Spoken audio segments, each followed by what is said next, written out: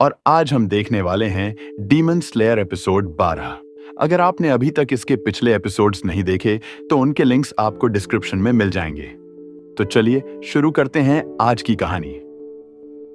पिछले एपिसोड में हमने देखा था कि तांजीरो और जेनित्सु एक रहस्यमयी मैंशन के अंदर फंस जाते हैं जहां हर कुछ सेकंड में रूम्स घूम रहे थे, और तभी वहां एक तीसरा अजीब डीमन स्लेयर दिखाई देता है जिसने सुअर वाला मास्क पहना हुआ था और उसके हाथ में एक नहीं बल्कि 2 निचरीन स्वॉर्ड्स थीं। एपिसोड की शुरुआत होती है उसी क्रेजी लड़ाई से। ड्रम डीमन लगातार अपने ड्रम्स बजा रहा था और हर बीट के साथ पूरा कमरा घूम जाता था। तांजीरो कई बार दीवारों से टकराता है जबकि वो बॉर मास्क वाला लड़का आराम से बैलेंस बनाए रखता है उसे। तो ये पावर मजेदार लग रही थी। वो जोर जोर से हंसते हुए कहता है, वाह, यही तो असली ताकत है। लेकिन तभी टेरुको डर के मारे रोने लगती है और ये देखकर तांजीरो को गुस्सा आ जाता है। वो तुरंत उस बॉर मास्क वाले लड़के को पकड़कर टेरुको से दूर फेंक देता है। अब वो अजनबी डीमन स्लेयर भी गुस्से में आ जाता है और सीधे तांजीरो पर तलवार तान देता है। तांजीरो उसे समझाने की कोशिश करता है कि उनका असली दुश्मन ड्रम डीमन है, लेकिन भाई साहब किसी की सुनने को तैयार ही नहीं थे। उधर ड्रम डीमन इन दोनों की लड़ाई देखकर और इरिटेटेड हो जाता है। वो गुस्से में ड्रम बजाता है और अचानक कमरे के अंदर तेज हवा चलने लगती है। अगले ही पल 3 बड़े पंजों जैसे निशान जमीन को चीरते हुए निकलते हैं। तांजीरो मुश्किल से उस अटैक से बच पाता है। अब उसे समझ आने लगता है कि डीमन का हर ड्रम अलग पावर इस्तेमाल करता है, लेकिन तभी बूम, एक और ड्रम बजता है और बार मास्क वाला लड़का दूसरे कमरे में उड़ जाता है। फिर अगले ही पल पूरा कमरा बदल जाता है। अब तांजीरो को महसूस होता है कि मैंशन में एक से ज्यादा डीमंस मौजूद हैं। वो तेरुको से कहता है, अब तुम मेरे पीछे ही रहना। दोनों अगले रूम में जाते हैं। तभी तांजीरो को एक खून से लथपथ आदमी दिखाई देता है जो जमीन पर पड़ा था, लेकिन तांजीरो तुरंत समझ जाता है कि वो टेरुको का भाई नहीं है, इसलिए वो उसे देखने से भी मना कर देता है ताकि वो और ना डरे। कुछ देर बाद तांजीरो को एक बेहद अजीब स्मेल आती है।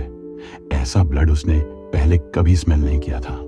वो टेरुको को रुकने के लिए कहता है और खुद स्मेल चेक करने आगे बढ़ता है, लेकिन जैसे ही वो रूम खोलता है उसके सामने ऑरेंज किमोनो पहने एक लड़का खड़ा होता है और उसके हाथ में भी ड्रम था। उधर दूसरी तरफ जेनित्सु और शोइची मैंशन के अंदर भाग रहे होते हैं। जेनित्सु इतना डरा हुआ था कि हर 2 सेकंड में चिल्ला रहा था। शोइची उससे कहता है, आप इतना डरते क्यों हो? और ये सुनकर जेनित्सु ऑलमोस्ट रोने लगता है। वो कहता है, अगर मैं डरना बंद कर दूं तो शायद उसी दिन मर जाऊंगा।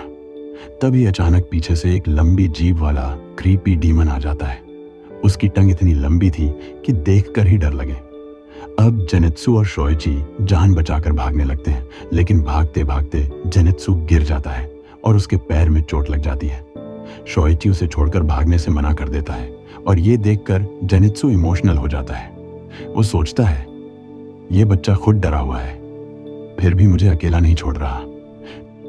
तभी वो क्रीपी डीमन अपनी लंबी जीभ निकालकर उनकी तरफ बढ़ता है। शोइची डर के मारे कांपने लगता है, लेकिन तभी उसे एहसास होता है कि जेनित्सु अचानक शांत हो गया है क्योंकि वो डर के मारे बेहोश हो चुका था। लेकिन अगले ही पल उसकी ब्रीदिंग पूरी तरह बदल जाती है। अब उसके चेहरे पर डर नहीं था, पूरा एटमॉस्फेयर सीरियस हो चुका था। जेनित्सु धीरे धीरे अपनी स्वॉर्ड निकालता है और thunder breeding first form thunder clap and flash इस्तेमाल करता है।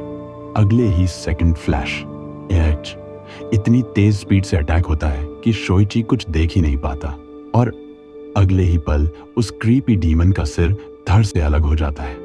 शोइची पूरी तरह शॉक हो जाता है। उसे समझ ही नहीं आता कि अभी हुआ क्या, लेकिन जेनित्सु फिर से नॉर्मल होकर कंफ्यूज बैठा होता है। उधर बॉर मास्क वाला लड़का मैंशन में लगातार डीमंस को खोज रहा था। तभी एक मोटा डीमन उसके सामने आ जाता है, लेकिन ये उसकी सबसे बड़ी गलती थी क्योंकि अगले ही पल बीस्ट ब्रीडिंग। बॉर मास्क लड़का इतनी तेजी से हमला करता है कि डीमन को रिएक्ट करने का मौका तक नहीं मिलता। कुछ ही सेकंड्स में वो डीमन खत्म हो जाता है। उधर ड्रम डीमन अपने रेयर ब्लड मारिची ब्लड के बारे में सोच रहा होता है। उसे विश्वास था कि अगर वो इस स्पेशल ब्लड को पी ले तो शायद फिर से 12 किजुकी में अपनी जगह वापस पा सकता है।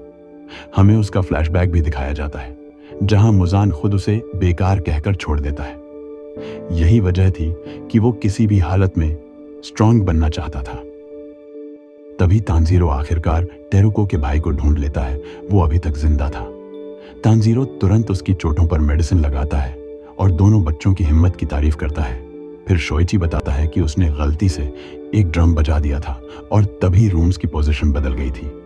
अब तानजीरो को पूरे मैंशन की पावर समझ आने लगती है, लेकिन तभी उसे महसूस होता है कि ड्रम डीमन उनकी तरफ आ रहा है। तानजीरो बच्चों को पीछे रहने के लिए कहता है और खुद लड़ने बाहर निकल जाता है। अब ड्रम डीमन लगातार अपने ड्रम्स बजाने लगता है।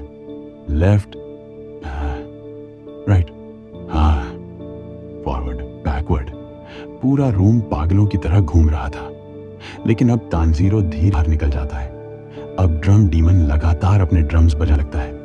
लेफ्ट, राइट, हाँ, फॉरवर्ड, बैकवर्ड। पूरा रूम पागलों की तरह घूम रहा था। लेकिन अब तानजीरो धीरे धीरे हर ड्रम का पैटर्न समझने लगता है। हालांकि उसकी पुरानी इंजरीज अभी तक ठीक नहीं हुई थी, फिर भी वो हार मानने को तैयार नहीं था। उसे अपने टीचर उरोगदाकी की बात याद आती है। पानी की तरह बनो, पानी हर शेप में ढल सकता है। और यही बात तानजीरो को फिर से कॉन्फिडेंस दे देती है। वो अपनी स्वॉर्ड मजबूती से पकड़ता है और ड्रम डीमन पर अटैक करने के लिए तैयार हो जाता है।